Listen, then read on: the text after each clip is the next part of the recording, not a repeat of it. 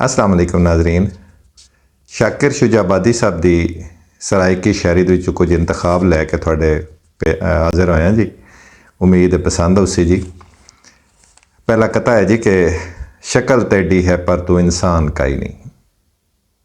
शक्ल तेडी है पर तू इंसान का ही नहीं, जो इंसान दी तैकू पहचान का ही नहीं।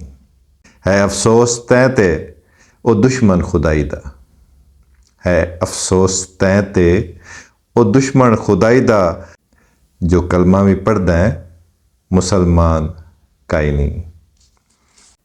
अगे एक बंद पेश खिदमत है जी, और उस फरमाइंदे कि तेडी हर मजबूरी अखियां ते मेरे बख्त दा यार नज़ारा कर।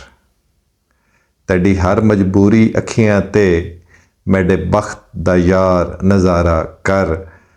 ससी वांग सजन ना रोल मैकू, आ गुरबत नाल गुजारा कर। ससी वांग सजन ना रोल मैकू, आ गुरबत नाल गुजारा कर। मेरी जान दी चन अजमैश न कर, मैकू अपना समझ सहारा कर। मेरी जान दी चन अजमैश न कर, मैकू अपना समझ सहारा कर। जे शाकिर सामने नहीं मिलदा, मैकू ख्वाब विच मिलन गवारा कर। जे शाकिर सामने नहीं मिलदा, मैकू ख्वाब विच मिलन गवारा कर। अगे गज़ल दे चंद अशार हैं जी। फरमाइंदे जी, तोड़े कख हैं सांवल गलियां दे।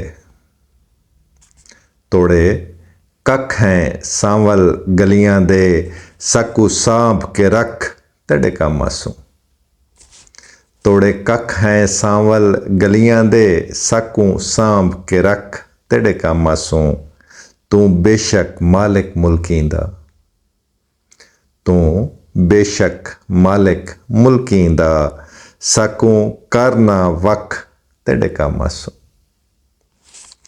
तू बेशक मालिक मुल्कीं दा, सकू करना वख तेरे काम आसूं।